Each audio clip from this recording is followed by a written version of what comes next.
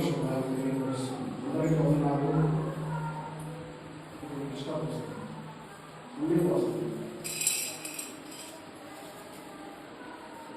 the Lord.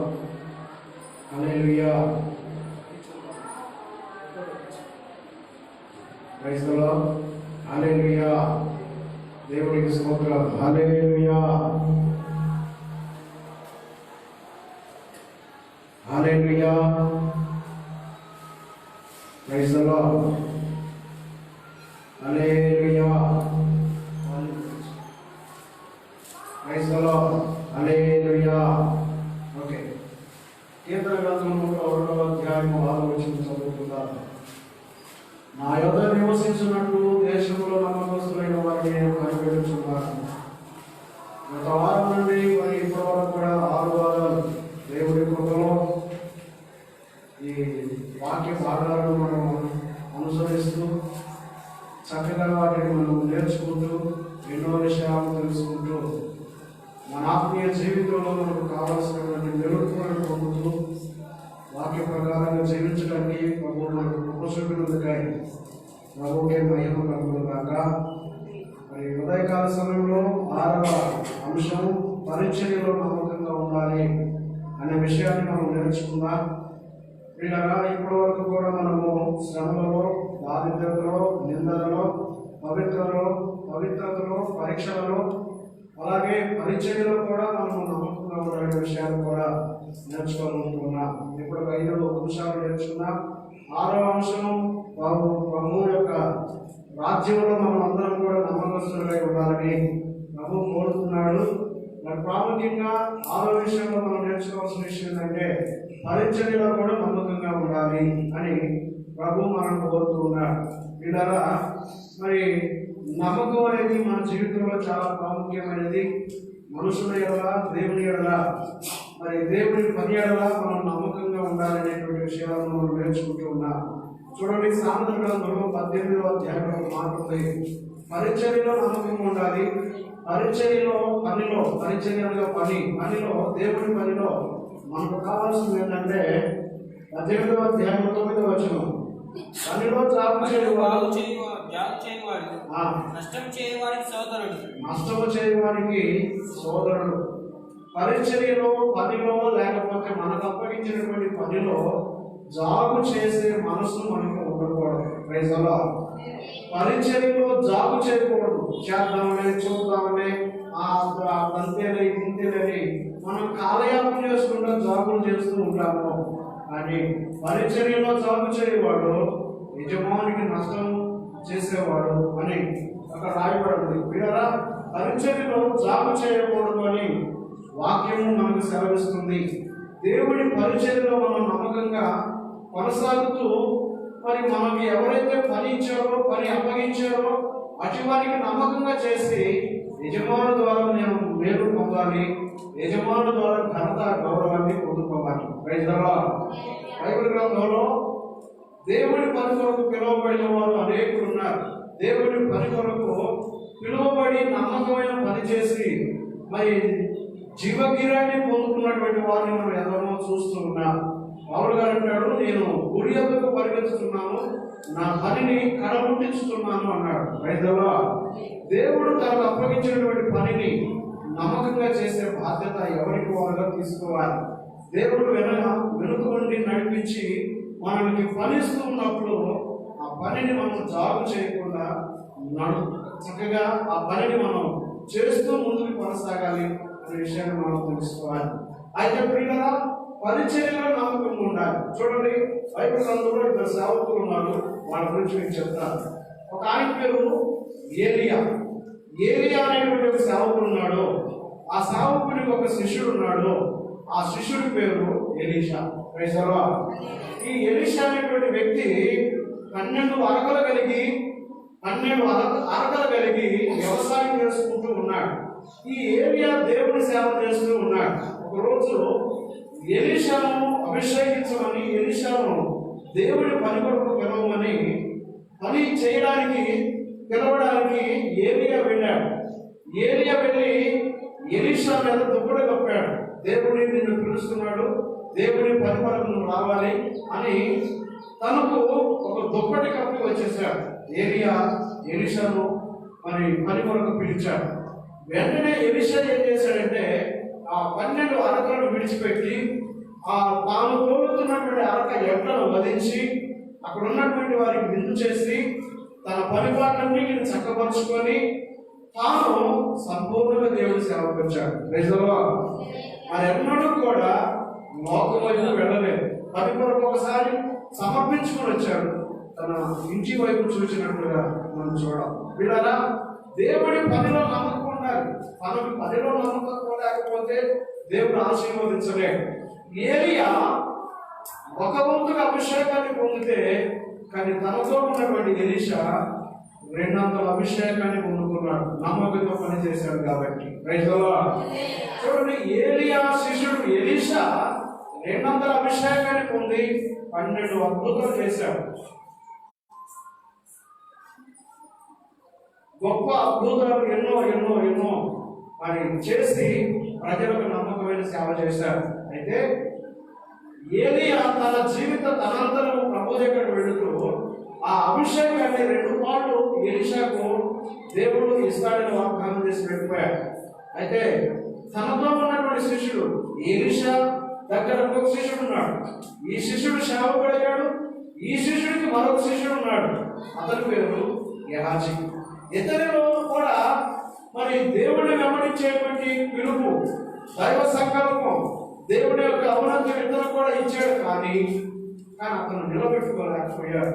చూడండి, పిలువబడిన Elisha 200 అభిషేకాన్ని పొందుకొని మంచి సేవ చేశాడు. అలాగే పిలువబడిన గెహాజీ కూడా మరి దేవుడి పనిలో మరింతగా వాడబడాలి.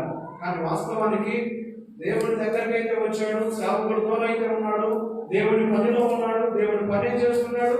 కానీ తన జీవితం మార్పు చెందకుండా అలాగే కంటిన్యూ అవుతున్నాడు. చూడండి, దేవుడిని వెంబడించేవాడు వెనుకున్న వాటిని మరిచి ముందున్న వాటి కోసం పరిగెత్తాలి. Praise the lord.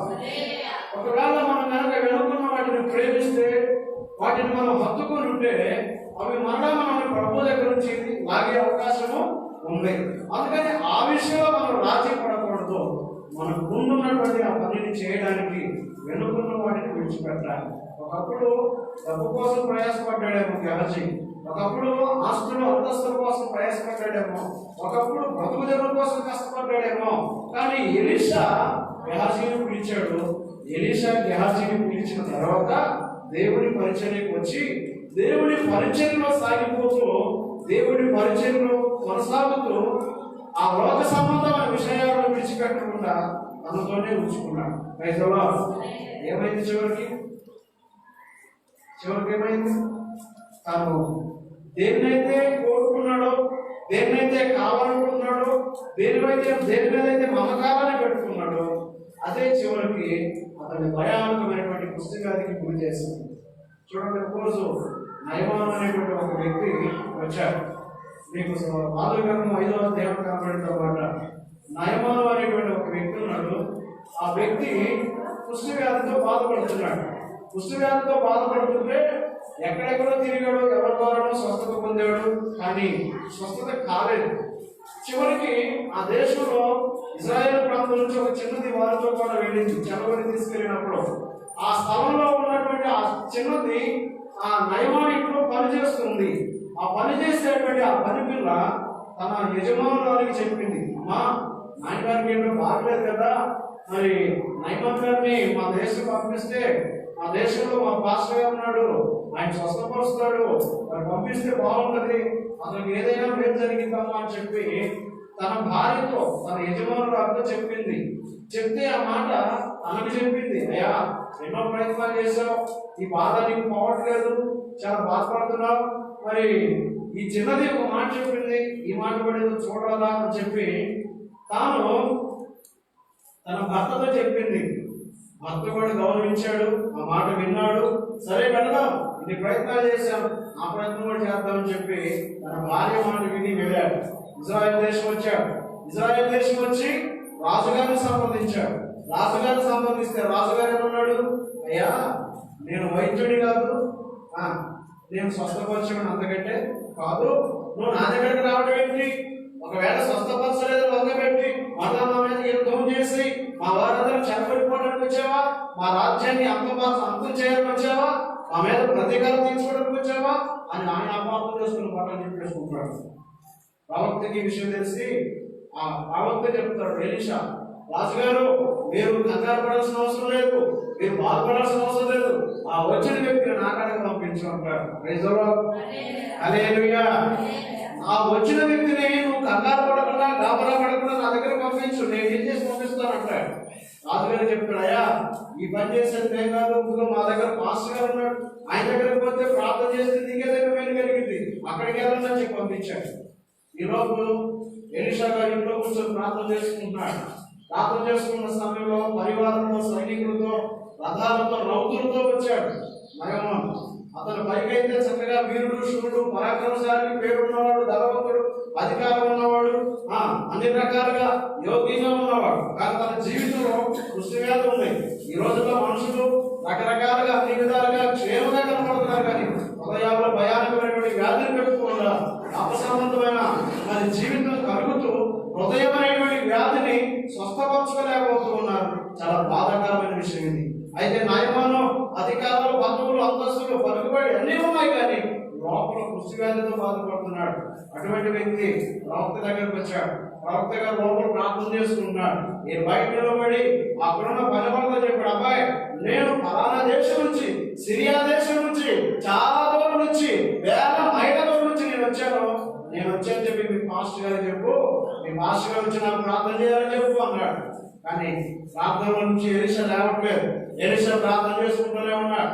శిష్యుడిని అడిగాడు, అయ్యా నీ కోసం ఎవరో వచ్చాడు, ఎవరాళ్ళు అంటే వాళ్ళు ఎవరో సిరియా దేశస్తులంట, అతని పేరు నయమానంట, అతనికి కుష్ఠవ్యాధి వచ్చిందంట, అతనికి స్వస్థత కావాలంట, నేను ప్రార్థన చేయడానికి పిలుస్తున్నాడు అని చెప్పి కబురు చెప్పాడు. చెప్తే ప్రవక్త ఇంట్లోంచి బయటికి రాకుండా అన్నాడు కదా, అతన్ని యోర్దాను నదికి వెళ్ళి 7 మార్లు మునగమని చెప్పు అన్నాడు. రైతులో హల్లెలూయా. 7 మార్లు నదికి వెళ్ళి మునగమను, అతనికి స్వస్థత కలిగింది అన్నాడు. ఆ మాట అన్నప్పుడు మరి అదే మాట తీసుకొచ్చి ఈ గెహజీ వచ్చి నయమానికి చెప్పాడు, అయ్యా మా అయ్యగారు ప్రార్థనలో ఉన్నాడు, బయటకు రాలేడు, కాబట్టి నువ్వు ఈ మాట చెప్పమన్నాడు, నీకు నయమైందంట, 7 మార్లు ఎవరు మునుగు నీకు సరిపోతుందంట అయ్యా అన్నాడు. గెహజీ చెప్పిన మాట నయమాను విని కోపంతో మండిపడ్డాడు. ఏదయ్యా మా ఊర్లో చాలా నదులు ఉన్నాయి, మా ఊర్లో చాలా సముద్రాలు ఉన్నాయి, కానీ మా దేశంలో లేవని కదా ఇక్కడికి వచ్చింది. మీరేదో ప్రార్థన చేస్తే నాకేదో స్వస్థత కలుగుతుందని వచ్చాను. స్నానం చేసే సంగతి నాకు తెలీదా? నీళ్లు పోసుకునే సంగతి నాకు తెలీదా? మీరు చెప్పేది దాని గురించి మా ఊళ్ళో నదులు లేక వచ్చానుకుంటున్నావా? రమ్మను అన్నాడు. అప్పుడు మళ్ళా పోయి అడిగితే ఏమొద్దు, ఏర్పాటుకి వెళ్ళి 7 మార్లు రైతులో అని చెప్పాడు. అలాగే మాట వచ్చి చెప్పాడు, అయ్యా ఏమొద్దంట, 7 మార్లు ఎవరు మునిగితే సరిపోతుందంట. ఏదయ్యా మునిగేది? ఏదయ్యా 7 మార్లు మునిగేది ఏంటి? 7 మార్లు మునిగేది అయ్యా మాకు తెలియదా సంగతి, మా కూడా మునుగుతా అని చెప్పి ఈయన అలిగి బయలుదేరాడు. బయలుదేరి కొంత దూరం వెళ్ళాడు. కొంత దూరం వెళ్తే అక్కడ ఉన్న శిష్యులు అక్కడ ఉన్నాడు. అయ్యా రాజుగారు ఒక మాట ఆగండి చెప్తాను. ఇప్పుడు అతను ఏదైనా వెండి బంగారులో మోయలేనంత ఇస్తే స్వస్థపరుస్తారంటే తెస్తావా తేవా? లేదు మా దేశం తరఫున 10 దేశాలకు ఇబ్బంది నీకు నయం చేస్తానంటే చేస్తావా చేయవా? అన్నిటికంటే ఆరోగ్యమే విన కదా, ఆరోగ్యమే మహాభాగ్యం అన్నారు కదా. ఆరోగ్యం కోసం ఏదైనా చేస్తావు, ఎంతైనా ఖర్చు పెడతావు. ఇంకొకరితో పోట్లాడవా, ఇంకొకటి ఏమంటే ఇవ్వవా? అతను నిన్ను ఏమడిగాడు, నీకు ఏం చెప్పాడు? భారమైన పని చెప్పాడా? చాలా సులువైన పని కదా చెప్పింది. ఎందుకంతగా అపార్థం చేసుకున్నాయి గారు? మాట దయచేసి నిలబడండి, ఆగండి, ఆలోచించండి. మీరు తొందరపడద్దు. మీరు తొందరపడితే సమస్య మీది, ఆయనది కాదు. సమస్య మీ వైపు ఉంది కాబట్టి, సమస్య మీకుంది కాబట్టి నువ్వే నిదానించి ఆలోచించి చెప్పింది పాటించు. రైతులో సమస్య నీ కాడ పెట్టుకుని ఎగిరిపడతాయండి. సమస్య నీది, ఆయనది కాదు. ఆయన సమస్య అన్నట్టు నువ్వు ఎగిరిపడద్దు. సమస్య నీది. చాలా దూరం నుంచి నువ్వు వచ్చావు. చాలా దూరం నుంచి నువ్వు వచ్చినప్పుడు ఆయన ఏది చెప్తే అది చెయ్యి. హల్లెలూయా. ఇప్పుడు స్నానం చేయలేదని కాదులే, అందులో ఏదో ఒక మార్గం ఉంది, అందులో ఏదో పరమార్థం ఉంది. దైవ సేవకుల నుంచి వచ్చిన మాట విలువైంది, ఆ మాటను విను, ఆ మాట ద్వారా నీకు ఏదైనా మేలు కలగవచ్చు అని చెప్పి సలహా చెప్పాడు. ఇదిగో చాలా సింపుల్ అండి, నువ్వు కష్టపడాల్సిన పర్లేదు. యోర్దాను నదిలోకి దిగి 7 మార్లు మునిగితే సరిపోతాడా అని చెప్పాడు. ఆవేశపడతాడు. ఒకవేళ అతను చెప్పిన మాటలు లోబడితే అందును బట్టన్నా నీకు స్వస్థత వచ్చిందేమో, హల్లెలూయా అని చెప్పి సలహా చెప్తే, అవును మంత్రి, నిజంగా నేను ఆవేశపడ్డాను, అవసరం నాది, ఎంతో ఆవేశపడ్డాను, ఎంతో బాధపడ్డాను, ఎంతో కోపడ్డాను, ఆ ప్రవక్తను అన్యాయంగా అపార్థం చేసుకున్నాను, అనవసరంగా అపార్థం చేసుకున్నాను, నిజంగా చిన్న పనే చెప్పాడు, అయినా నాకు అర్థం కాలేదు అని చెప్పి మనం ఆలోచించుకొని యోర్దాను నదికి వెళ్ళాడు. యోర్దాను నదికి వెళ్ళి 7 మార్లు మునిగాడు. ఒకవేళ మునిగేటప్పుడు మొదటిసారి, రెండవసారి, మూడవసారి, నాలుగవసారి, ఐదవసారి, ఆరవసారి ఒకవేళ స్వస్థత కాలేదేమో, ఒకవేళ మునుగుతూ అనుకున్నాడు, ఈ 12 మార్లు చెప్తే నేను వచ్చాను, ఇన్ని మార్లు మునిగినప్పుడు నా దేహంలో ఏ మార్పు రావట్లేదు, నాకు నయం కాలేదు, నేను అనవసరంగా మునుగుతున్నాను అనుకున్నాడేమో. మొత్తానికి చెప్పింది నెరవేరుద్దాం అని చివరి దాకా మొదలు పెట్టాడు. రైతవా ఒకవేళ 7వ వారి కన్నా నాకు స్వస్థత కలగకపోతా అని విశ్వాసంతో మునుగుతున్నాడేమో. మొత్తానికి 7 మార్లు మునిగి తిరిగి నీడలోంచి లేచేసరికి తన దేహం అట పసిపిల్ల వారి దేహం వలె మార్పు చెందిందంట. దేవుడు చెప్పిన మాటలు పాటిస్తే మన జీవితాల్లో అద్భుతాలు, అక్షరాలు జరుగుతాయి. హల్లెలూయా. దేవుడు చెప్పకుండా దేవుడికి మనమే సలహా చెప్తున్నాం అనుకో, ఏమండి, మన జీవితంలో స్వస్థతలు కాదు, మేలు కాదు, మనం అనుకోని పడుతుంది మన జీవితంలో. ఆయన మాట మనం వినాలి, మన మాట ఆయన వినాలి కోరుకోకూడదు. మన మాట వినే పనైతే మనం ఆయన మామూలుగా గుడి చేయం కదండి. బాబా కొంచెం పుట్టాల్లో పెట్టుకుంటూ సూచిస్తున్నట్టు వదిలేయ్యా, రకరకాలుగా దేవుడిని ప్రలోభాలు పెడతారు. కాదండి, దేవుడి మాట మనం వినాలి. అది మనకి ఇష్టం ఉన్నా కష్టం ఉన్నా దేవుడి మాట మనం వినాలి.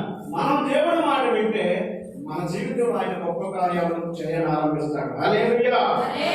చూడండి ప్రియులారా, ఇక్కడ నయమాను ఎప్పుడైతే యోర్దాను నదిలో 7 మార్లు మునిగి తిరిగి లేచాడో వెంటనే తన దేహంలో పరిపూర్ణమైన స్వస్థత కలిగిన తర్వాత తన ఇంటికి వెళ్ళాల.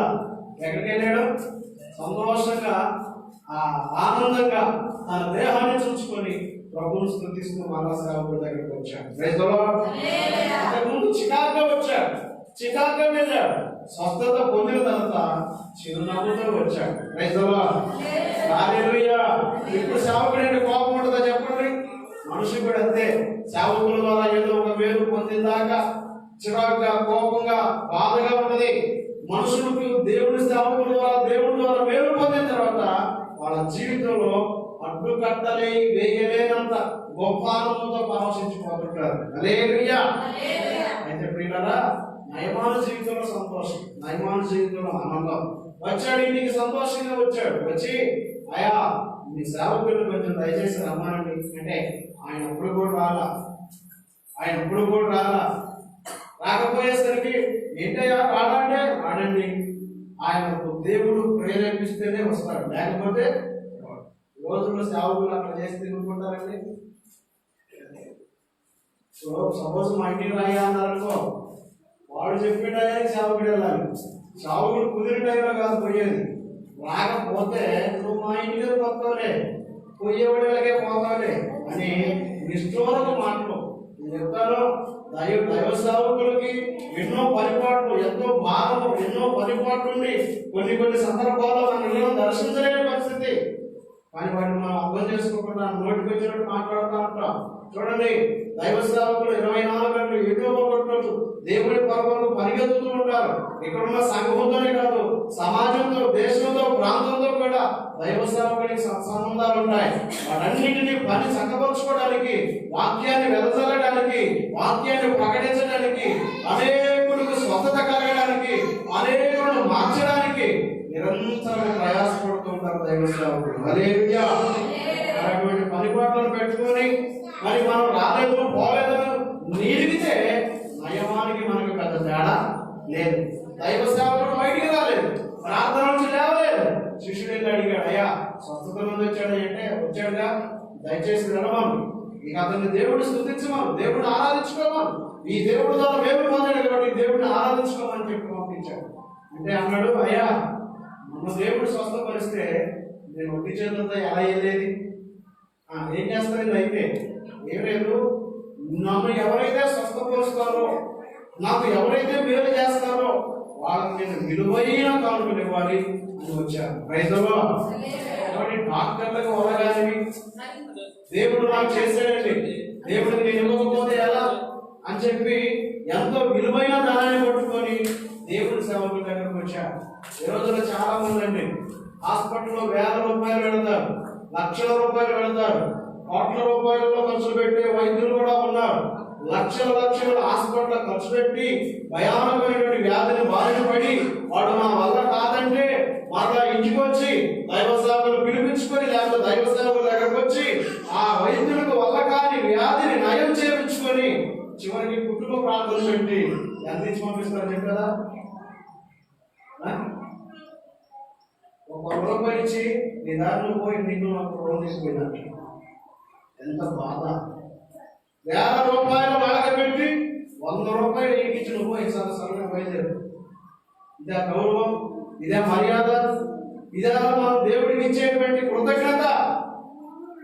ఇలా మన బుద్ధి వంకర బుద్ధి అన్నిటికీ ఇస్తాం కానీ దైవ సేవకుడికి కానీ పరిచర్యకి కానీ చేతులు చాచి సంతోషం ఇవ్వలేకపోతున్నాం.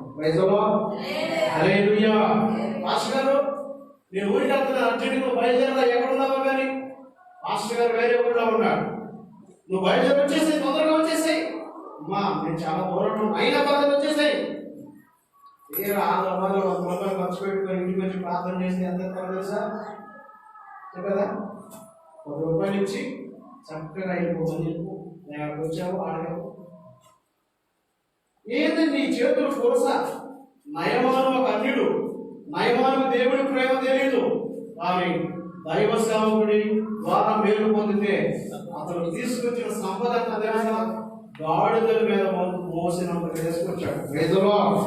ఏంటి బంగారాలు, వజ్రాలు, వైడూర్యాలు, శ్రీనార వస్త్రాలు, విలువైనటువంటి ఆ కానుకలు తీసుకొచ్చి సేవకుడు ఇస్తున్నాడు. రోజులు మనం పడితే ఆకులు ఎత్తేసే వాళ్ళకి జీతమంతా కూలి ఎంత అంటే భోజనంలో ఆకులు ఎత్తేస్తారే వాడి కూలి ఎంతమ్మా? 400. నీ దగ్గర కుటుంబ ప్రార్థన పెడితే నువ్వు సేవకులకు ఇచ్చే కానుక ఎంత? నిజంగా నీ బిడ్డలుగా చేసుకొని చెప్పు. ఆకులు తీసే ఆడదానికి కూలి కూడా లేదనమాట. దైవ సేవకులు అంత సౌభాగ్యులైపోయారు. ప్రతిరోజు రారు కదా ఇంటికి, ఎప్పుడో వస్తారు. అది నీ కుటుంబంలో సంతోషం కలిగినప్పుడు. ఏమండి వంట వండేవాడికి తగ్గించు, అంటు కడిగేవాడికి తగ్గించు, చెట్టుడికి తగ్గించు, ప్రార్థనకి తగ్గిస్తావు. ఏంటి దాని సంగతి అంటే దేవుడు అంటే నీకు నిజమైన ప్రేమ లేదు కాబట్టి, సేవకులంటే నిజమైన విలువ నీకు తెలియదు కాబట్టి, సేవకులను చిన్న చూపు చూసి వాళ్ళను బాధ పెట్టి నువ్వు పంపిస్తున్నావు కాబట్టి. Praise the Lord. దేవుడి సేవకులు విలువైనటువంటి ఏమంటే చాలా విలువైన వాళ్ళ పాదాలు మన ఇంట్లో, వాళ్ళ పాదములు మన ఇంటికి వచ్చిన చాలు. సువార్త ప్రకటించే వారి పాదములు సుందరములై ఉన్నవి. సువార్త ప్రకటించే వారి పాదాలు మన ఇంట్లో ఉన్నా చాలండి, పరిశుద్ధాత్మ కార్యాలు జరుగుతాయి. Praise the Lord. దేవుడి పేరిట వచ్చేవాడు దేవుని ఆశీర్వాదాలు మన ఇంటికి తీసుకొస్తాడు. దేవుని పేరిట చెయ్యింది ప్రార్థన చేసినవాడు మన కుటుంబాన్ని వేరు కోరుతాడు. ఒక సేవకుడు ఇంటికి వస్తాడు, ఆ కుటుంబాన్ని దీవించాలి అని. మరొకడు ఇంటికి వస్తాడు, నా పనేదో చూసుకొని వెళ్ళాలని. వాళ్ళకి వీళ్ళకి చాలా వ్యత్యాసం. Praise the Lord. హల్లెలూయా. కొంతమంది ఈ మధ్య పెళ్లిళ్ళు చేసుకొని సేవకుని ఇంటికి పిలిపించి ఎంత ఘనగీనక పొందుతారంటే బాధ కలిగింది. దైవ సేవకుడికి వివాహం జరిగేటప్పుడు ఆ వివాహంలో వాళ్ళ బంధువులతో పాటు వస్త్రాల బహుకరణ కాలం చేయాలి. ఈ రోజున సేవకుడు అసలు పట్టించుకునేవాడే లేడు. ఎవరైతే పెళ్లి చేసుకుంటారో వాడు ఏం చేయాలి? దైవ సేవకుడికి నూతన వస్త్రాలు బహుకరించాలి. ఎందుకంటే వాళ్ళ ద్వారా ఆ పెళ్లి జరుగుతుంది, వాళ్ళ ద్వారా పెళ్లికి ప్రధానమైన కార్యం జరుగుతుంది, వాళ్ళ ద్వారా పేరంటాలు జరుగుతాయి. పెళ్లి ప్రారంభమైనది మొదలుకొని కార్యక్రమానికి సహకరించి దేవుడితో మనుషులతో సంధి కుదిర్చేవాడే దేవుడు. Praise the Lord. దేవుడి సేవకులు మధ్యవర్తులుగా ఉండి పనిచేస్తుంటే వాళ్ళు అసలు గుర్తున్నారు. ఒకసారి ఈ మధ్య ఒక ఆమె 10 సార్లు పిలిచింది. 7 సార్లు ఆకు తీసిన ప్రార్థనే, ఆకు వేసిన ప్రార్థనే, నలుగు పెట్టిన ప్రార్థనే, నలుగు తీసిన ప్రార్థనే, అన్నిటికీ ప్రార్థనలే. మొదలుపెట్టింది మొదలుకొని ముగించేదా కూడా అన్ని ప్రార్థన, అడుగడుగున ప్రార్థన. అమ్మా ఇప్పుడు బయలుదేరబోతున్నాయి, ముందు కూడా దొంపదించింది. చివరికి అన్ని సార్లు వెళ్ళి ప్రార్థన చేసి లెక్కలు వస్తే చివరికి 100. 10 సార్లు పిలిచి 10 మందులు 100. చెప్తున్నాను, దైవ సేవకుల్ని దీనంగా దరిద్రంగా చూస్తే నష్టపోయేది నువ్వే. ఈ నయమాను దైవ సేవకుని గౌరవించి విలువైన వస్తువులను తీసుకొచ్చి కానుకిచ్చాడు. Praise the lord.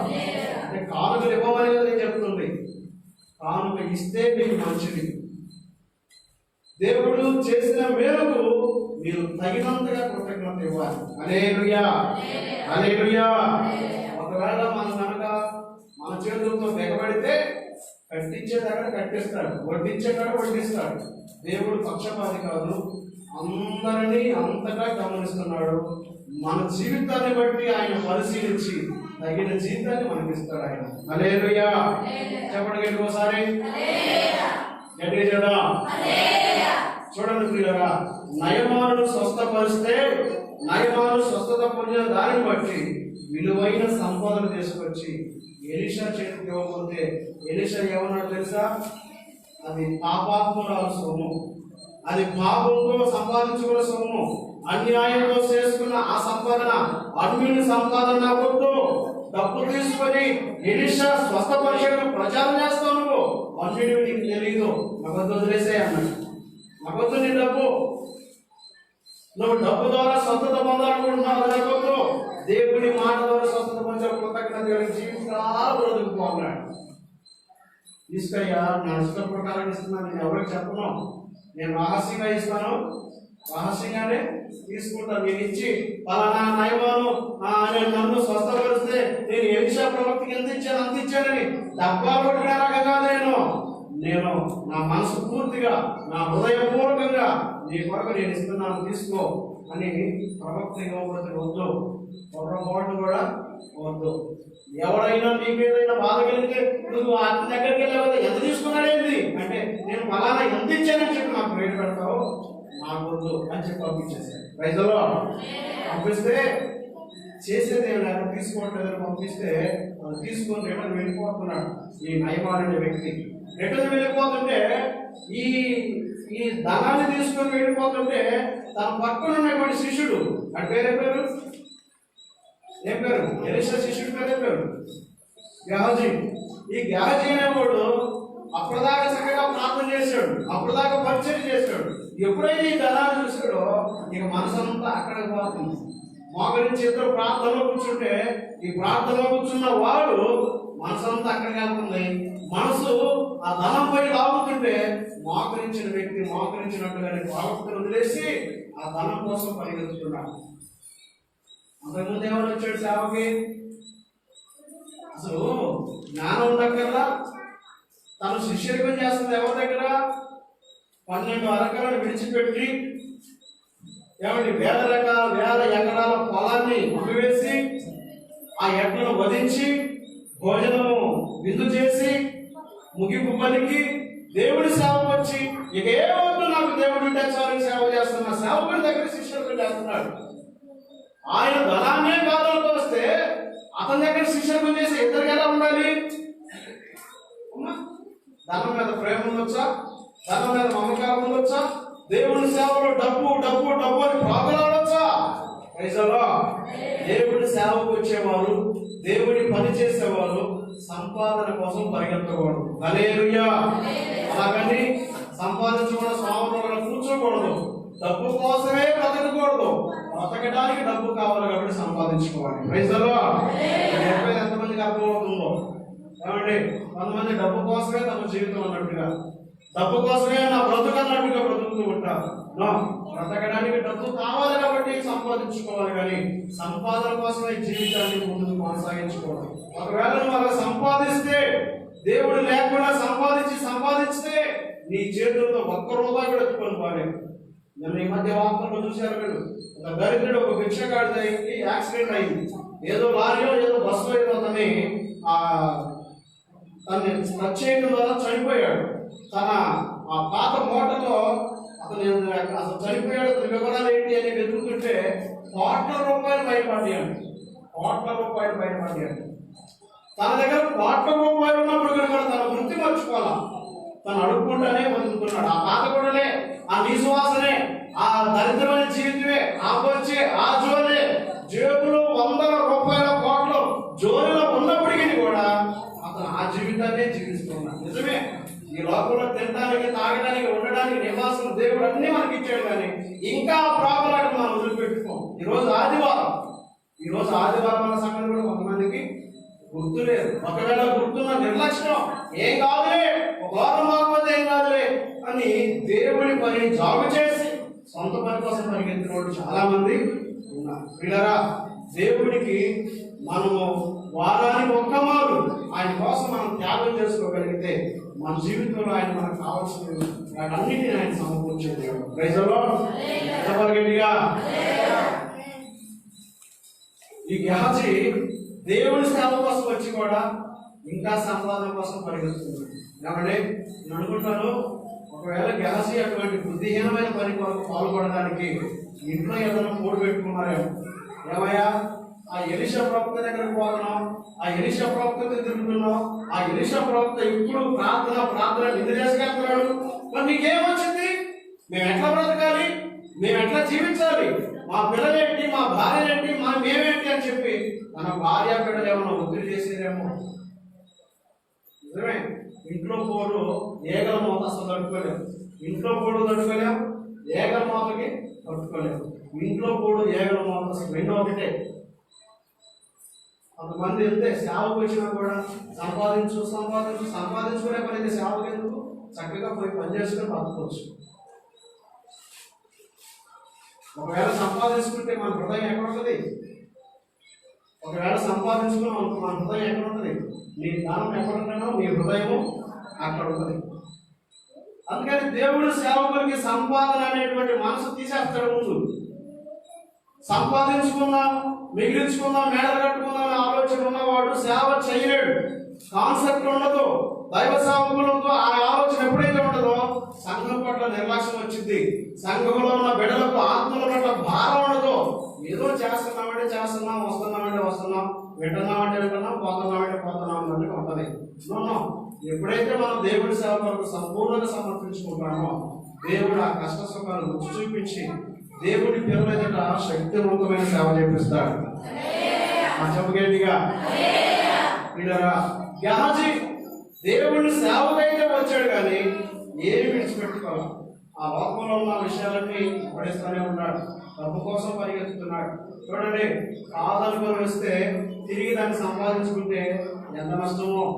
గెహజీ దేవుడి పని కొరకు వచ్చాడు కానీ పనిలో నమ్మకం లేదు. ఎలీషా శిష్యుడిగా వచ్చాడు, పని చేశాడు, పనిలో నమ్మకత్వాన్ని కలిగి ఉన్నాడు, 700 అభిషేకాన్ని పొందుకున్నాడు. చప్పటి కొట్టండి. దేవుడు తన సేవకుల చేసిన అద్భుతాలకు 200 రెట్టింపు గొప్ప కార్యాలు ఎలీషా ద్వారా జరిగించాడు. ఈరోజు దేవుడి పనిలో మనం కూడా నమ్మకంగా సేవ చేయగలిగితే ఎలీషాను దీవించిన దేవుడు మనం కూడా దీవించిన దాకా. నిజమండి, దేవుడి పని కొరకు ఎప్పుడైతే మనం స్వార్థం లేకుండా వస్తామో, నేను అనుకుంటాను ఈరోజు ఇక్కడ కూర్చున్న వాళ్ళలో పనికి వెళ్ళింది, నాకు కూలి వచ్చింది, నాకేమొచ్చిందనే సందేహంతో కూర్చున్నారేమో. దయచేసి ఆ ఆలోచనలన్నీ మర్చిపో. దేవుడి పాదాల దగ్గర కూర్చున్నావో ఈ రోజు కూలి కూడా రేపు నీకు దేవుడు దయచేయను కాక ఇస్తాడు ఖచ్చితంగా. దేవుడి కొరకు, దేవుడి పని కొరకు వచ్చిన వారిని ఎప్పుడు అన్యాయం చేసేవాడు కాదు, మర్చిపోయేవాడు కాదు, విడిచిపెట్టే దేవుడు కాదు. ఆయన పక్షపాతం లేకుండా అందరినీ ప్రేమించే దేవుడు. హల్లెలూయా. ఒకసారి మోషే అరణ్యంలో ఆహారం లేదయ్యా, మాకు ఎక్కడిది ఆహారం ఏంటని వాడు గొడవ పెట్టుకుంటే దేవదూతలు కురిపించే మన్నాను, దేవదూతలు తినేటువంటి ఆహారాన్ని ఆకాశం నుండి కురిపించి ఇశ్రాయేలుని అద్భుతంగా అరణ్యంలో పోషించాడు. పోషిస్తే మోషే చెప్పాడు, అబ్బాయి మీరందరూ కూడా 6 రోజులు మన్నాను సమకూర్చుకోండి. 7వ రోజు మీరు మన్నాను సమకూర్చుకోవద్దు. ఎందుకంటే 7వ రోజు మీరును, మీ పశువులు, మీ పిల్లలు, మీకు కలిగిన వారందరూ ఉపవాసం ఉండి ప్రార్థనలో ఉండాలి. Praise the Lord. మీరు ఏ పని చేయొద్దు. విశ్రాంతి దినాన మీరు ఏ పని చేసినది మీకు శాపం అవుతుంది. మీరు ఏ పని చేయొద్దు. మీ పశువులు కూడా ఉపవాసం ఉండాలి అని చెప్పి మోషే చెప్పాడు. 7వ రోజు ఏం తినవద్దు. ఎప్పుడు దాకా? ప్రార్థన అయ్యేదాకా. హల్లెలూయా. సరే, వీళ్ళందరికీ మరి ఆహారం ఎట్టయ్యా? అప్పటికప్పుడు మేము ఎట్లా చేసుకోవాలంటే అంటే మీరు 6వ దినాన్ని 7వ దినానికి కావాల్సిన ఆహారాన్ని సమకూర్చుకోండి. Praise the lord. మరి ఆహారం పాడవదా? దేవుడు చెప్పాడు కనుక అది పాడవు. దేవుడు చెప్పకుండా మీరు కనుక పోగు చేసుకోవాలని పోతే అది పాడైంది. మీ ఇష్టం అన్నాడు. అయితే ప్రియులారా, దేవుడు చెప్పినట్టుగా కొంతమంది ఏం చేస్తారంటే, అంటే సంఘంలో 2 రకాలు ఉంటారు. దేవుడు చెప్పినట్టు వినేవాడు ఉంటారు. దేవుడు చెప్పినది వినకుండా పెడతనగా బ్రతికేవాడు కూడా ఉంటారు. 2 రకాలు. గురువులు ఉన్నాయి, గోధుమలు ఉన్నాయి. విశ్వాసులు ఉన్నారు, అవిశ్వాసులు ఉన్నారు. దేవుని పిల్లలు ఉన్నారు, లోకస్తులు ఉన్నారు. అన్ని రకాల వ్యక్తులు 2 రకాల 2 గుంపులు ఉంటాయి అన్నమాట. 2 కలిసే ఉంటాయి. అది మాత్రం గుర్తుపెట్టుకో. Praise the Lord. విశ్వాసి అవిశ్వాసిని చూడకూడదు. అవిశ్వాసి విశ్వాసి వైపు చూసి మారాలి, కానీ విశ్వాసి అవిశ్వాసి వైపు చూసి మారితే ఆడు లోకస్తుడు అవుతాడు, కానీ దేవుని బిడ్డ పొరపాటు వాడు. Praise the Lord. అందుకని దేవుని పిల్లలమైన మనము దేవుడు చెప్పింది చేయాలి. మోషే ఈ మాట చెప్పినప్పుడు కొందరు ఆ మాటను ఆలకించి 7వ దినానికి కావాల్సిన ఆహారాన్ని సమకూర్చుకొని 6వ దినమే సిద్ధపడి ఉన్నారు. Praise the Lord. కొంతమంది ఏంది, ఆ మోషే గారు అట్లే చెబుతాడండి, 7వ దినం ఆహారం కావద్దు అని చెప్పి 7వ దినం కూడా మన్నా తీసుకోవడానికి పోయారు. 7వ దినానికి పోతే దొరికిందా? దొరకల. ఒకవేళ దొరికినది నిలవుందా? నిలవండలా. దేవుడు చెప్పకుండా దాచిపెడితే పురుగు పెట్టింది. దేవుడు చెప్పకుండా దాన్ని దాచిపెడితే అది పనికి రాదు, తినాది కాదు.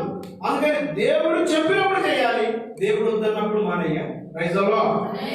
ఆదివారం పూట ఆరాధనకు రమ్మని ప్రభువు చెప్పాడు. ఆయన ఆరాధించాల్సిన బాధ్యత మనందరికీ ఉంది. నేను చెప్తాను, ఈ గంటలో ప్రాణం ఉండగా మనం ప్రయాసపడుతున్నాం. ఈ కంఠంలో ఉన్న ప్రాణాన్ని ఆర్పే హక్కు ఎవరికి ఉంది? ఉంచే హక్కు ఎవరికి ఉంది? జీవ మరణాలు ఆయన వశమై ఉన్నాయి. ఆయన కొంచెం కోపగించుకొని ఉప్పు ఈ దీపాన్ని ఊదాడు అనుకో, ఏది పరిస్థితి? నరుని ఆత్మ యెహోవా పెట్టినా దాన్ని ఆర్పే శక్తి, వెలిగించే శక్తి ఆయనకు మాత్రమే ఉంది. చెప్పండి కొట్టరా?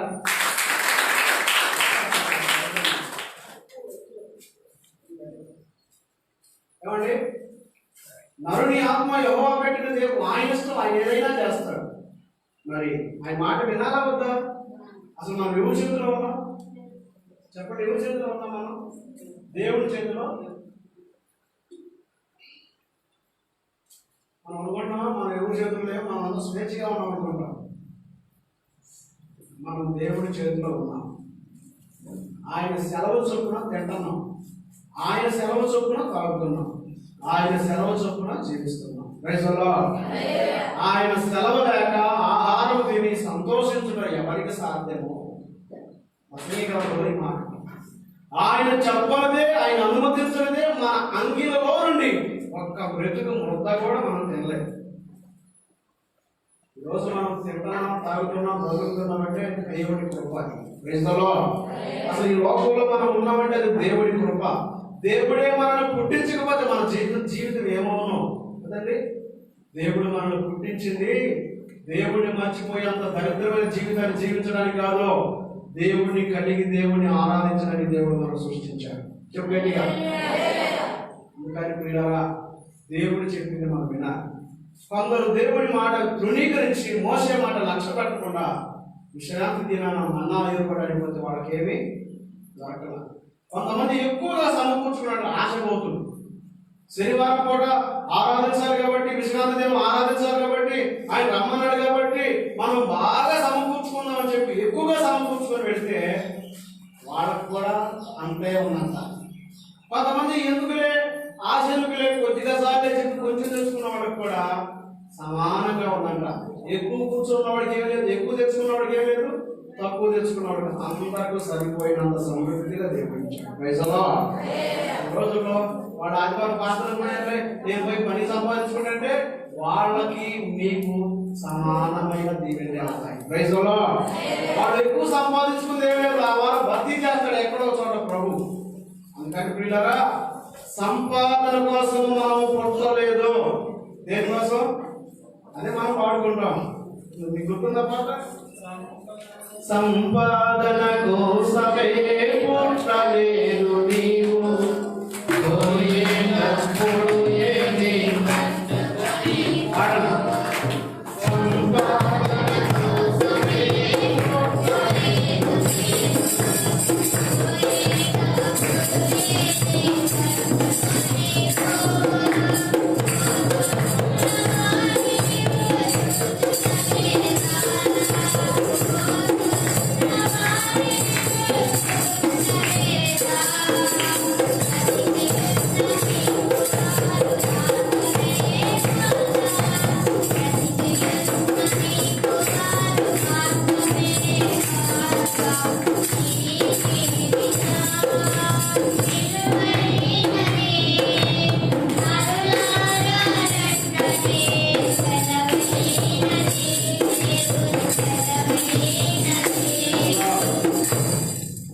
సంపాదించుకోవడానికి కదా వస్తుంది, బ్రతకడానికి దేవుడు ఈ జీవితాన్ని ఇచ్చాడు కాబట్టి బ్రతుకు కొరకు సంపాదన కోసమే.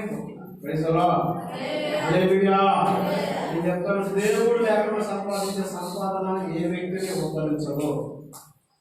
దేవుడు లేకుండా దేవుడినే మర్చిపోయి సంపాదించే సంపాదన ఏ వ్యక్తిని ఉద్ధరించదు. దేవునికి ఇచ్చే సమయాన్ని దేవునికి ఇచ్చి మనకున్న సమయంలో మనం చేసుకోగలిగితే దేవుడు దాన్ని 300 దీవెనలతో నింపుతాడు. హల్లెలూయా. కాబట్టి ఈ పగటి వేళ మనము గెహజీని గమనిస్తే, ఈ గెహజీ జీవితంలో సావుకు అయితే వచ్చాడు కానీ సావు సంబంధమైన ఆలోచనలు మర్చిపోవాలి. చూడండి, ఆ పాపాన్ని ఇంకా వదిలిపెట్టుకోవాలి, ఆ శాపాన్ని ఇంకా వదిలిపెట్టుకోవాలి, ఆ దరిద్రాన్ని ఇంకా అంటి పెట్టుకున్నాడు.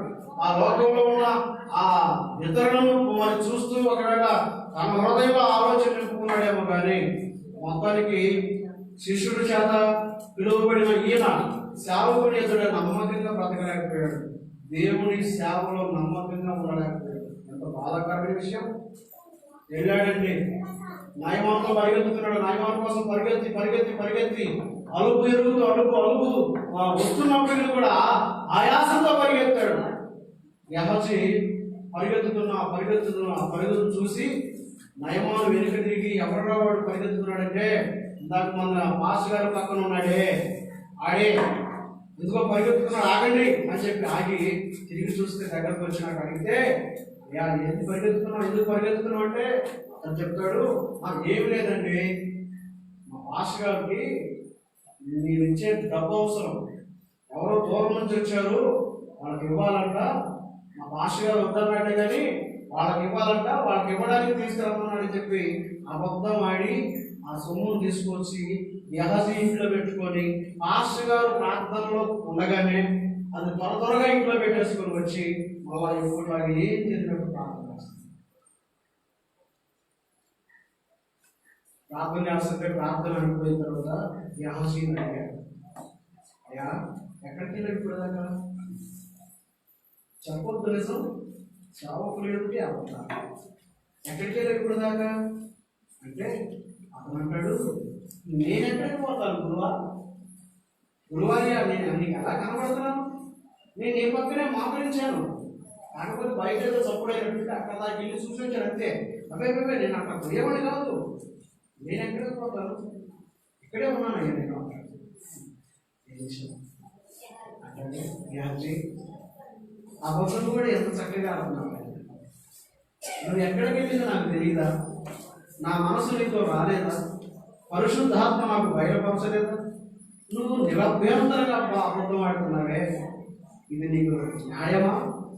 ప్రజలలో నమ్మకంగా ఉండాలి గెహజీ, ఆ నమ్మకాన్ని నువ్వు కోల్పోయావు, దేవుడి ఎదుటే నువ్వు అబద్ధం ఆడావు, పరిచర్యలో నాకు ఏమవుతుందని నువ్వు ముందు వచ్చావు, ఇప్పుడు నాకు అన్నీ కావాలని పరిగెత్తుతున్నావు.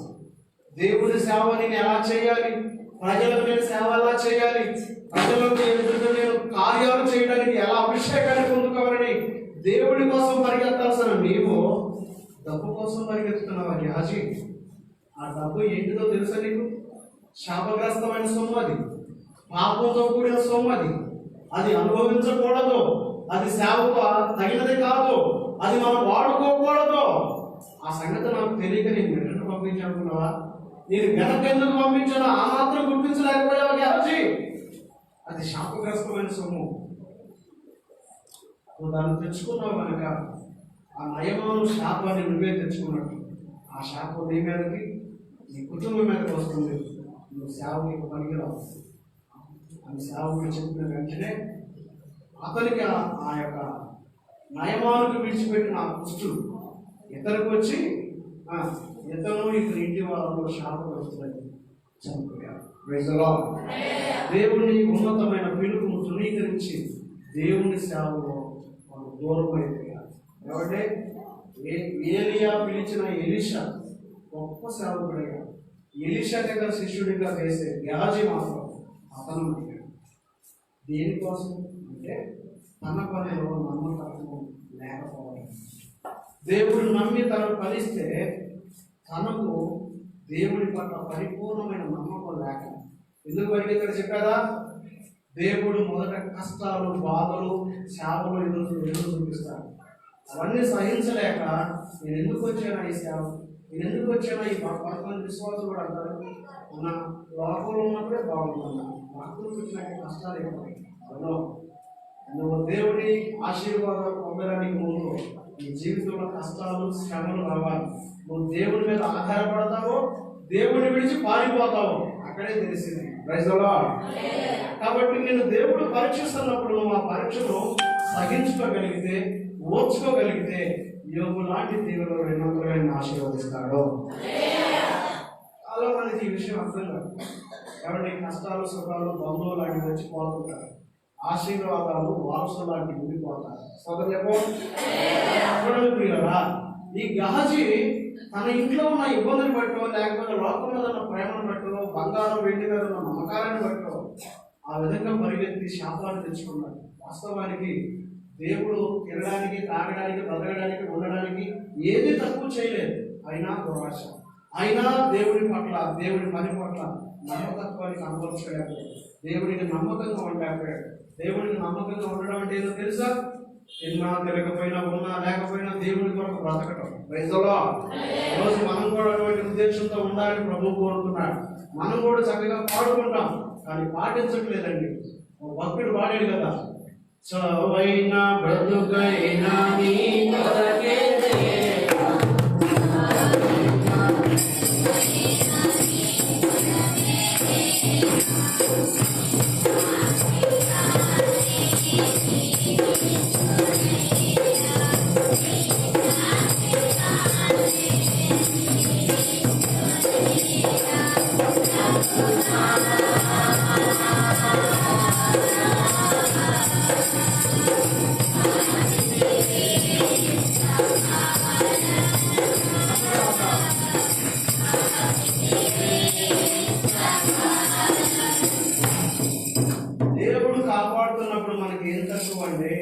దేవుని కనసైగల్లో ఉన్నప్పుడు మనకి ఏం కొదవండి?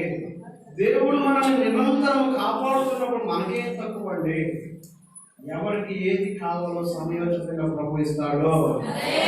మనం దిగులు పడడం వలన సాధించేది లేదు, సంపాదించేది లేదు, పొందుకునేది లేదు. మీ చింత యావత్తును నా మీద వేయండి అన్నాడు. లేని కారణాన్ని బట్టి మనం దిగులు పడదు, కానీ అన్ని ఇవ్వగలిగిన ఆయన వైపు చూస్తే సమయోచితంగా మనకు చేతికిస్తాడు దేవుడు. Praise the Lord. హల్లెలూయా. బాధలు ఉన్నాయని బాధపడుతున్నావేమో, అప్పులు ఉన్నాయని బాధపడుతున్నావేమో, పిల్లలు లేరని బాధపడుతున్నావేమో, అనారోగ్యంగా ఉందని బాధపడుతున్నావేమో, కుటుంబంలో సమస్యలు ఉన్నాయని బాధపడుతున్నావేమో. నీ సమస్య ఏదైనా సమస్యలన్నీ తీర్చగలిగిన ప్రభు మీద ఆధారపడితే నీ సమస్యలన్నీ ప్రభు తొలగించును గాక. నమ్మకం పెట్టుకోండి, దేవుడు అన్నింటినీ మార్చగలిగినాడు. ఏమంటే కొంతమంది ఇంట్లో పురుషులు మాట్లాడేందుకు బాధపడతారు. నేను అంటాను, నువ్వు సరిగ్గా ప్రార్థన చేసి దేవుడు మోస్తాడు. పౌలు గారు సంఘాన్ని హింసించి చెరపట్టి ఒక్కొక్కళ్ళని దౌర్జన్యంగా కొట్టి చంపి సంఘాన్ని చెదరగొట్టేటువంటి మనసు కలిగిన వాడు. పౌలు గారిని మార్చలేదా ప్రభు? మార్చాడా లేదా? మార్చగలడు ఆయన. ఆయనకు అసాధ్యమైనది ఏముంది? ఏమండి, యెహోవా ఎవడో నాకు తెలియదు పోరా అన్నాడు మరో రాజు. యెహోవా ఎవడో నాకు తెలియదు పో, పంపించలేదు అన్నాడు. కఠినంగా మాట్లాడాడు. కఠినమైన సేవ వాళ్ళ చేయించుకున్నాడు. అటువంటి వాడిని మెడలో ఉంచి సాగనంపేలా చేశాడు దేవుడు. చప్పటి గట్టిగా. దేవుడికి అసాధ్యమైనది ఏముంది? అసాధ్యమైనది ఏదీ లేదు. ఆయన సమస్తము సాధ్యమే. నువ్వు దేవుడి మీద ఆధారపడి అయితే మనం ఏం చేయాలంటే కష్టమైన, బాధైనా, ఇరుకైనా, ఇబ్బంది అయినా, పేదరికమైన నమ్మకంగా ఉండాలి. Praise the Lord. అటువంటి దరిద్రుడైన లాజరుకి ఏముంది చెప్పండి? ఆరోగ్యం ఉందా? ఇంటి దరిద్రుడైన లాజరు ఆరోగ్యం ఉందా? నాడు నేను వదులుకొని ఎవరి కాలు పట్టుకో అన్ని గాయాలే, కురుపులే. ఆ కురుపులు చితికి చీము రక్తం వస్తుంటే కుక్కలు నాకే. ఆరోగ్యం లేదు. పోనీ ఆస్తి ఉందా? చెప్పాలి. ఆస్తి ఉందా? లేదు. ఎక్కడున్నాడు? నివాసం ఉందా? ఉందా? లేదు. మరి ఎక్కడున్నాడు ఆయన? చెప్పండి, ఎక్కడున్నాడు ఆయన? నడి రోడ్డు మీద ఉన్నాడు. ఇల్లు వాకిలుంటే అందులోనే పడేవాడు. అతనికి అది కూడా లేదు. నడి రోడ్డు మీద వాసన చేస్తూ ఉన్నాడు. ఆరోగ్యం లేదు. పురుగులతో అతను బాధపడుతూ జోగాడుతూ ఉన్నాడు. కొన్ని ఆహారం ఉందా? అక్కడ ఆహారం ఉందా? మరి ఆహారం లేకపోయినా నమ్మకంగా దేవుడి కోసం ఉన్నాడు. ఆకలితో ఆయన బాధపడుతుంటే కుక్కని ఆకలి తీర్చుకోవడానికి ఆయన శరీరాన్ని ఆహారంగా ఇచ్చేసాడు. పోనీ భార్య బిడ్డలు ఉన్నారా? అయిన వారు ఉన్నారా? అన్నదమ్ముడు ఉన్నారా? ఏమీ లేవు. అందుకే ఆయన దరిద్రుడు అన్నారు. ఏమీ లేవు. పలకరించేవాడు లేడు, స్నేహితులు లేరు, భార్య లేదు, పిల్లలు లేరు, కుటుంబం లేదు, ఇల్లు లేదు, వాకి లేదు, వస్త్రాలు లేవు, నివాసం లేదు, ఏమి లేవు. ఆరోగ్యం ఏమి లేదు. అన్ని లేవు ఆయన దగ్గర. ఉన్నదొక్కడే ఆయన ఒక్కడే. రైతులో ఆ పురుగుల దగ్గరలో, ఆ కుళ్ళిపోయిన శరీరంలో ఆయన ఒక్కడే ఉన్నాడు. అటువంటి పరిస్థితుల్లో దేవుడికి ఎంత నమ్మకంగా ఉన్నాడంటే అతని భూస్థాపన వరకు మనుషులు ఎప్పుడూ రాలా. అతను చనిపోయాడు. ఆ బాధను భరించి భరించి భరించి భరించి చనిపోయాడు. చనిపోతే అతను భూస్థాపన కోసం ఎవరు రాలా. ఎవరు వస్తారు? ఏమండి, అన్ని బాగున్నవాడు చనిపోతేనే చూద్దాంలే, వస్తాంలే అట్టలాగా రాట్లా. ఏమండి, కన్న బిడ్డలే తల్లి సేవాన్ని, తండ్రి సేవాన్ని భూస్థాపన చేయడానికి ఈ రోజున రావడంలా. అటువంటి దరిద్రుడిని భూస్థాపన చేయడానికి ఎవరు వస్తారంటే ఎవరు రాలా. కానీ పరలోకం నుండి నేరుగా దూతల్ని పంపించాడు. అతని దేహాన్ని పట్టుకోవడానికి ఎవరికి ఇష్టం లేదు. కానీ తన ఆత్మను పరలోకానికి స్వాగతం పలకడానికి దేవదూతల ద్వారా కొనిపోబడ్డాడంట. ఎంత గొప్ప అదృష్టం. ఈ లోకంలో అతనికి ఏమీ లేదు. కానీ ఇప్పుడు ఎక్కడున్నాడు ఆయన? నమ్మకంగా ఉన్నాడు.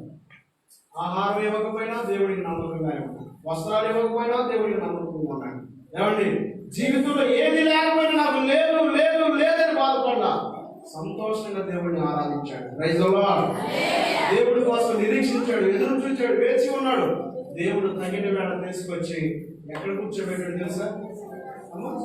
ఉన్నవాడు లేనోడయ్యాడు, లేనోడు ఉన్నవాడయ్యాడు. Praise the lord.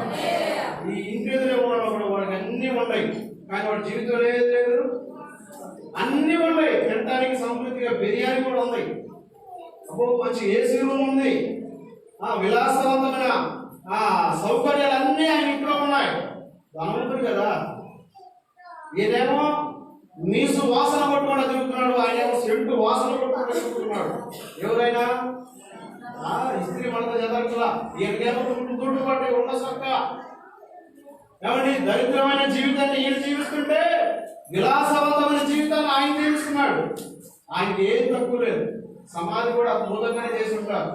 ధనవంతులు మరణం ఆహ్లాదకరంగా మారిపోయి ఉంటుంది. ఊరేగింపులు, జాతరలు, అపో వాయిద్యాలు, గంధపు చెక్కలు ఘనంగా జరగబడదు భూస్థాపన. కానీ ఎక్కడికి వెళ్ళాడు? ఏమి లేదు ఆయన జీవితంలో. దేవుడు ఎవరి జీవితంలో లేడే, ఎవరి జీవితంలో అయితే లేడో వాడే నిజమైన దరిద్రుడు. చెప్పండి గట్టిగా. అంతే మరి. ఇప్పుడు దేవుడు ఉన్నవాడు ఏమయ్యాడు? పరలోకంలో అబ్రహాము రొమ్మున కూర్చొని, అబ్రహాము రొమ్మున ఆనుకొని ఆహ్లాదకరమైన ఆ లోకాన్ని ఆస్వాదిస్తూ, ఆ ఉన్నతమైనటువంటి పరలోకంలో సంతోషిస్తూ నెమ్మది పొందుతున్నాడు. ఈ లోకం అనుకుంటది డబ్బు ఉన్నవాడు, ఇక్కడ ధనవంతులు అనుకుంటది. మీరు చెప్పండి, దేవుడి ప్రేమ ఎదిగినోడు, దేవుడు లేనోడే దరిద్రుడు. ఇన్నుండే కానీ అక్కడికి పోయి ఏమీ లేదు. వాడి ఏడంతే బాగానే కురికాడు, బాగానే ఎగిరాడు, బాగానే ఘనంగా బ్రతికాడు. కానీ చనిపోయిన తర్వాత అతడు ఏమీ లేని వాడుగా నరకంలో ఆర్తనాదాలు పొందుతున్నాడు. అమ్మో, ఇక్కడ ఫ్రిడ్జ్ లో నీళ్ళు తాగుండొచ్చు, ఫిల్టర్ వాటర్ తాగుండొచ్చు, కానీ అక్కడ ఏమి లేదు, ఏమి లేదు. చిటికెన వేలుతో వచ్చే కొన ఆ నీటి బొట్టు కూడా దొరకల వాడికి. ఎవరు చెప్పండి ఇప్పుడు దరిద్రుడు? లేదండి బాబు, ధనవంతుడికి నీళ్ళు ఇచ్చేవాడు ఉన్నాడు. ఇక్కడ నీళ్ళు ఇవ్వడానికి ఇష్టపడరు, ఆహారం పెట్టడానికి ఇష్టపడరు. కానీ అక్కడికి వెళ్ళి ఈ ఫ్రిడ్జ్ లో నీళ్ళు తాగినవాడు ఎవరు అడుగుతున్నాడు నీళ్లు? ఆ ధనవంతుడు కేకేస్తాడు, అయ్యా నీ రోమను ఆనుకొని ఉన్నే ఆ రాజను పంపించి నా దాహం తెలుసుకొని చిటికెన వేలుతో వచ్చే నీటి పొట్టు చాలయ్యా. ఇప్పుడు చెప్పండి, ఎవరు ధనవంతుడు, ఎవరు దరిద్రుడు? మీరు ధనవంతుడా కాదా? ఇక్కడ కాదు, రాబోయే లోకంలో. క్రైస్తవులో దేవుడు మిమ్మల్ని అందరూ దీవించును గాక. దేవుడి ప్రేమను ఎరిగిన మీరు అందరూ ధనవంతులే. చెప్పడం ఒకసారి ఉన్నా లేకపోయినా, ఉన్నా లేకపోయినా, నేను చెప్తున్నా, ఈ రోజు తినడానికి లేకపోయినా దేవుని సన్నిధిని దూరం చేసుకోకూడదని త్యాగంతో వచ్చి కూర్చున్న తరుణులు ఉన్నారు. క్రైస్తవులో ఈ రోజు ఎన్నో విలువైన పనులు ఉన్నప్పటికీ కూడా అవన్నీ ప్రార్థన తర్వాతే అని వచ్చి కూర్చున్న బంగారు తల్లులు నాకు తెలుసు ఉన్నారు ఇక్కడ. క్రైస్తవులో ఎన్నో కష్టాలు, ఎన్నో బాధలు, ఎన్నో శ్రమలు ఉన్నాయి. ఇంటి దగ్గర యజమానుడు ఒత్తిడి చేసినా ఈ రోజు పని ఉంది, నీకు దండం పెట్టాలి, ఈ రోజు నీ పనులు తీసుకోవాలి, ఆదివారం ప్రభువుని ఆరాధించాలి, అవసరమైతే అందరూ కూడా వస్తారని చెప్పి సర్ది చెప్పుకోవచ్చు తల్లులు కూడా ఇక్కడ ఉన్నారు. ఎన్నో పనులు సీజనల్ గా ఆ పనులన్నింటిని పక్కన పెట్టి దేవుడి కోసం ఏమీ లేనివాడు వచ్చి కూర్చున్నవాడు ఇక్కడ. నేను చెప్తాను అంటే ఉన్నారు అలాంటి వాళ్ళు. కనీసం ఈ వారం 10 రూపాయలు కారు పెట్టని కూడా సామర్థ్యం లేక నిరుత్సాహంతో బాధతో కూర్చున్న తల్లిదండ్రులు కూడా ఉన్నారు. దేవుడు వారిని దీవించుకున్నారు. కొంతమంది కానుక లేదని ప్రార్థన కాదు. ఎందుకు రాలేదు ఈరోజు ప్రార్థన కంటే? కానుక లేదన్న అందరూ వేస్తుంటే సిగ్గుగా ఉంటుందని. కానుక లేకపోయినా దేవుడి మాటలు ప్రేమించి వచ్చిన నిన్ను దేవుడు దీవించును గాక. దేవుడికి నువ్వు కావాలి, నీ కానుక కావాలి. ఈ రోజు లేకపోతే రేపే, రేపు లేకపోతే ఈసారి వారమై, ఈసారి వారి కాదు ఈసారి వారమై. కానీ దేవుడిని నువ్వు విడిచిపెట్టవద్దు, మర్చిపో. కానుక సాగు చెప్పుకొని ప్రార్థన విలువైన సమయాన్ని తృణీకరించు. ఉందో లేదో నీ హృదయ లోతు నుంచి ఆయన చూస్తాడు. ఉందో లేదో ఆయనకు తెలుసు. ఒకవేళ నిజంగా నీ దగ్గర లేకపోతే దేవుడు తగిన వేళ నీకు ఇస్తాడు, రెండంతలు కురిపించాలి. అలాంటి త్యాగభరితమైన తల్లిదండ్రులు ఇక్కడ ఉన్నారు. ఇలా దేవుడు మీ కష్టాలన్నీ ఆయన గమనించును గాక, మీ బాధలన్నీ ఆయన తొలగించును గాక, మీ సమస్త దరిద్రత యేసు నామములో దూరమవును గాక. దేవుడిని కలిగిన మనము తిన్నా తినకపోయినా దేవుడి వరకు నమ్మకంగా బ్రతకాలి. లాజరుకు ఏమి లేకపోయినా కూడా దేవుడిని కలిగి ఉన్నాడు, దేవుడిని కలిగి ఉన్నాడు. అతని జీవితంలో ఏమీ లేదు, కానీ ఒక్కటి మాత్రం ఉంది, యేసు నామం ఉంది. హల్లెలూయా. అతని జీవితంలో అన్నీ ఉన్నాయి, కానీ ఏమి లేదు, దేవుడు లేడు. ఇప్పుడు అంటాడు, దరిద్రుడిని కన్నెత్తి కూడా చూడడానికి ఇష్టపడని ఇతను ఎవరు చేతి కూడా నీళ్లు కావాలంట? ధనవంతుడు దరిద్రుడి చేతిలో నీళ్లు తాగాలంట. అంతకుముందు నువ్వెందుకున్నావు మా ఇంటి ముందు దరిద్రుడా, వంట తాగరా, నేను అంతా కాలుతున్నా తాగనండి అని ఓడాము. అలాంటి వాడు దరిద్రుడైపోయాడు. ఎక్కడన్నా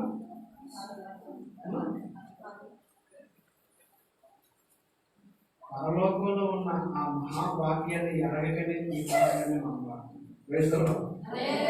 బైబిల్ గ్రంథంలో యేసుక్రీస్తు వాగ్దానం చేసి వెళ్ళిన తర్వాత పరిశుద్ధాత్మ శక్తిని పొందుకొని ఆ మేడ గదిలో దేవుని ఆత్మచేత నింపబడి 120 మందిగా సంఘం సమకూడి దేవుణ్ణి ఆరాధిస్తున్న ప్రజలు, అంతకుముందు వాడు పొలాలు, భూములు, ఆస్తులు, అంతస్తులు కలిగి ఉన్నారు. ఎప్పుడైతే దేవుని ఆత్మ వారి మీదకి వచ్చిందో వారి జీవితం మార్చబడింది. వాళ్ళకున్న సంపాదన అంతా అమ్మేసి అపోస్తల పాదములు ఎదురుపెట్టి దేవుని పనిని విస్తరింపజేశారు. స్తోత్రం చెప్పండి సరే. ఏమండి, ఆత్మ ఉన్నవాడు ఆస్తుల కోసం పరిగెత్తాడు. ఆత్మ ఉన్నవాడు ఆత్మల కోసం పరిగెత్తుతాడు, ఆస్తుల కోసం పరిగెత్తాడు. పిల్లరా, ఈ పగిటి వేళ మనం గమనించాలి. దేవుని రాజ్యంలో మనం ఉండాలంటే ఆయనకు నమ్మకమైన వారు కావాలి. నమ్మకమైన వారిని ఆయన కనిపెట్టి చూస్తున్నాడు. ఏ విషయంలో నమ్మకంగా ఉండాలంటే పిల్లరా, మనము పరిచర్య విషయంలో లేదా పని విషయంలో నమ్మకంగా ఉండాలి. మనము నమ్మకంగా ఉన్నట్లయితే నమ్మకమైన వాడికి మెండైన దేవుడు ప్రభుత్వం చూపిస్తానని వాగ్దానం చేసింది. రైతులో సర్దుకోండి, చేసేది ప్రభు చిత్తమైతే ఈ గోడ కూడా పడేసి ఇదంతా కలిపి ఒక పెద్ద మందిరాన్ని దేవుడు మనకి ఇచ్చుగాక.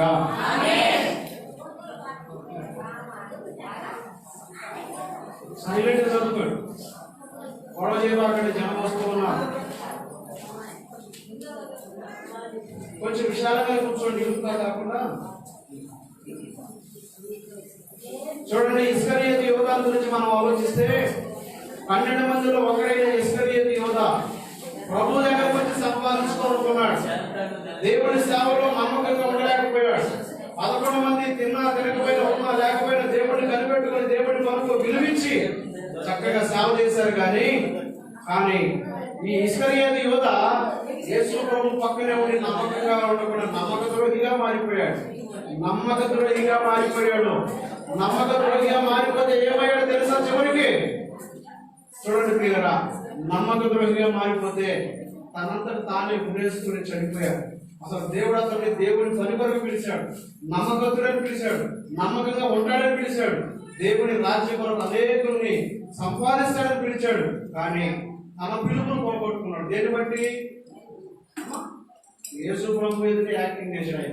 రైతులో యేసు ప్రభు ఎదుటి యాక్టింగ్ చేశాడు. ధనుల్లో మొదటి పడి ఇస్కరియోతు యోధా యేసు ప్రభు ముద్దు పెట్టుకుని చక్కగా అప్పగిస్తుంటే పోదగడానికి సొంతం కలుగును కాక పైకి ఎంత చక్కగా పలుకుతున్నాడో లోపల హృదయంలో పోదగడానికి ఇచ్చిన 37 నాణేలే, ఆ 37 నాణాలు కదా ఇంకా బాగా చుట్టే పోగొట్టేది అని మనసులో కపటమైన ఆలోచనతో నింపబడి పోదగడానికి శుభం కలుగును కాక అని యేసు ప్రభు ఎదుటే యాక్టింగ్ చేస్తున్నాడు. అయ్యాడు తెలియదు ఆయనకి. హృదయ లోతులు, హృదయ అంతరంగాలు ఎరిగిన దేవుడు ఆయన. ఆయనకి సమస్తము తెలుసు.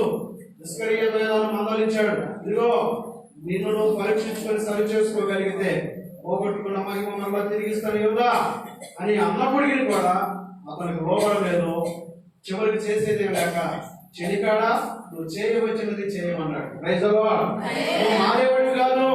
ఎన్నిసార్లు చెప్పినా మానవు, ఎన్నిసార్లు చెప్పినా వినవు. నీకు మనసే లేదు, దేవుడి మీద ప్రేమే లేదు, దేవుడి రాజ్యం వరకు నిరీక్షణ లేదు. ఇక చేయదర్శనం నువ్వు చేసాయి, చేయగలిగితే లేదన్నాడు. అయితే ఏమైంది?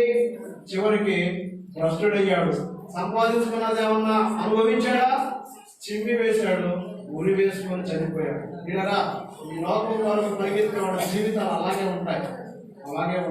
చూడండి, 100 కోట్ల రూపాయలు సంపాదించుకొని అనుభవించలేక ఒట్టి చేతులతో వెళుతున్న వారిని మనం ఎందరో చూడొచ్చు. ప్రపంచ దేశాల్లో ఎంతో చక్కగా చిన్న వయసులోని రాజ్యాలు జయించి సంపాదించి పేరు, ఘనత, గౌరవాలు, అధికారాలు సంపాదించుకున్న అలెగ్జాండర్ సహితం ఒట్టి చేతులు చూపించిపోయాడు. వైజలో ఈ లోకంలో ఎందుకంటే మనకి ఈ బాధ, ఎందుకంటే ఈ కష్టం అంటే దేవుడిని ప్రేమిస్తే ఇవేమి సమస్యలు కాదు. హల్లెలూయా.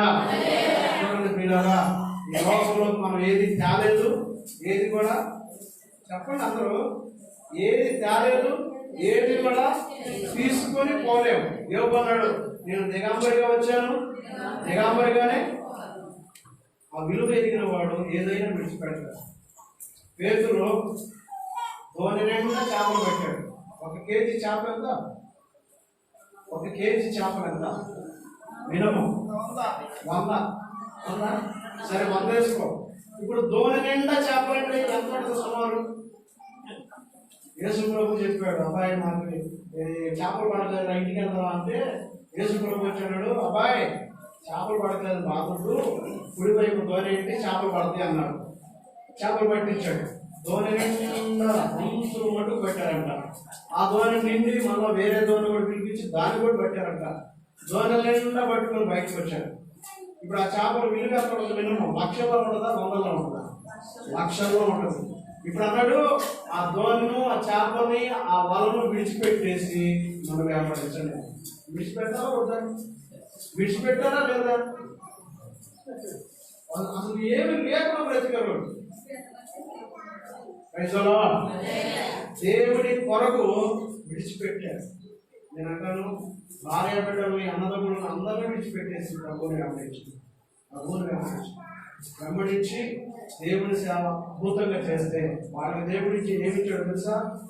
పరలోకపు ద్వారాల తలుపులు తాళాలు ఇచ్చాడు. ప్రైజలా. పరలోకపు ద్వారముల తలుపులు ఉండే తాళపు చేతులు వాళ్ళకి ఇచ్చి 12 గుమ్మాల దగ్గర 12 మంది నిలబెట్టాడు. ప్రైజలా. చూడండి, ఒకసారి ఒక పుష్టి అవిటి వ్యక్తి అందరూ బయట కూర్చుంటే వాళ్ళ దగ్గర ఏదైనా దొరుకుతుంది ఏమంటే వాళ్ళు ఏమన్నారు, అయ్యా మా దగ్గర వెండి బంగారాలు అంటే లోకంలో ఉన్న వాళ్ళ దగ్గర ఏమున్నాయి? వెండి బంగారాలు ఉన్నాయి. మా దగ్గర ఏమి లేవు, వెండి బంగారాలు మా దగ్గర లేవు, కానీ మా చేతుల్లో బైబిల్, దేవుడి వాక్యం మాత్రమే ఉంది. మాకు కలిగినదే మీకు ఇచ్చుచున్నాము, యేసు నామములో స్వస్థత కలుగును గాక. గొప్ప ఆశీర్వాదం అండి. దేవుడి రాజ్యంలో ఉండే వాళ్ళకి నమ్మకత్వం కావాలి, నమ్మకంగా ఉండాలి. దేవుడి పని చేసేవాడు, దేవుడిని ఆరాధించేవాడు నమ్మకంగా ఉండాలి. ప్రభు ఎదుట నమ్మకం ఉన్నావా? నమ్మకం ఉన్నావా? ఇచ్చే విషయంలో, వచ్చే విషయంలో నమ్మకస్తురాలువేనా? Praise the Lord. హల్లెలూయా. ఆదివారం వచ్చిందంటే ప్రభువుకు నీ మీద ఒక ఆలోచన రావాలి. ఈ రోజు నా బిడ్డ ఎన్ని పనులున్నా దేవుడి మందిరానికి వచ్చింది అని ఒక నమ్మకాన్ని నీ మీద కలిగి ఏమో వచ్చిందో రాదు. 600 అంటే 600 మాట మాట్లాడింది, 300 అంటే 300 మాట మాట్లాడింది, ఉన్నప్పుడు ఉన్నట్టు, లేనప్పుడు లేనట్టు మాట్లాడింది అని అపనమ్మకం నీ మీద ప్రభువుకి కలగకుండా ఉండను గాక. నీ మీద పరిపూర్ణమైన నమ్మకం యేసుక్రీస్తు వారికి కలుగును గాక. అటువంటి ఆత్మతో నడిపించబడదు గాక. ఇలా దేవుని ఎదుట మనం నమ్మకంగా ఉండాలి. మొత్తం 6 విషయాలు చెప్తారా? చెప్పండి చూద్దాం. 1 శ్రమలలో నమ్మకం, దారిద్ర్యతలో నమ్మకం,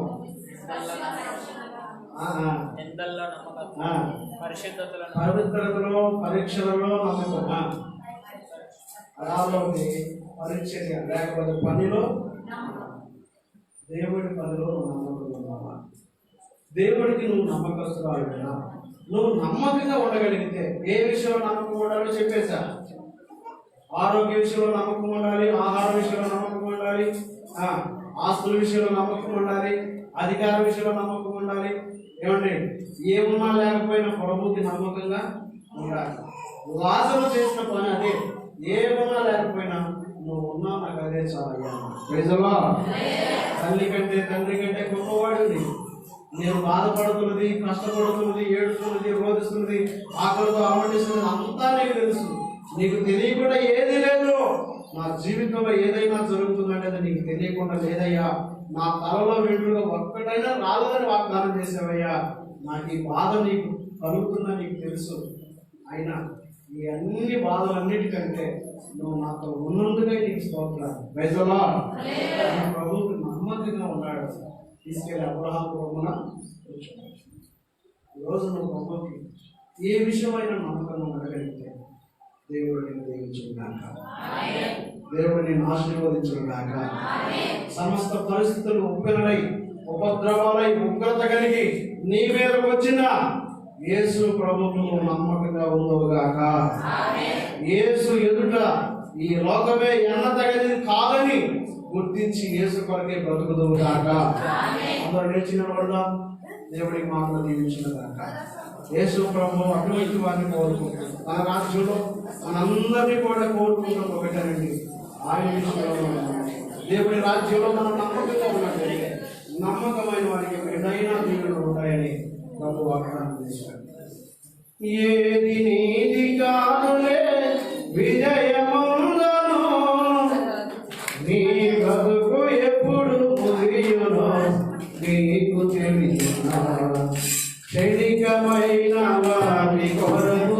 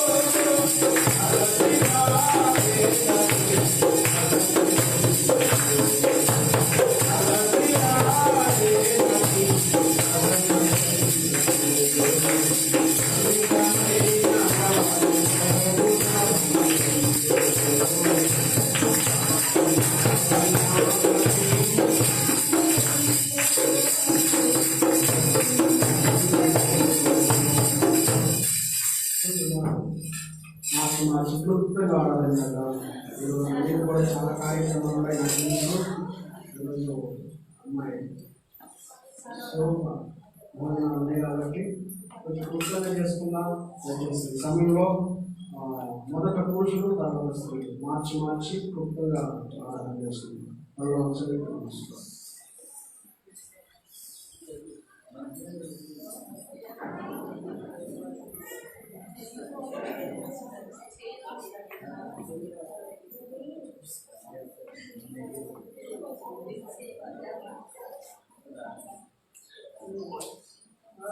Come on.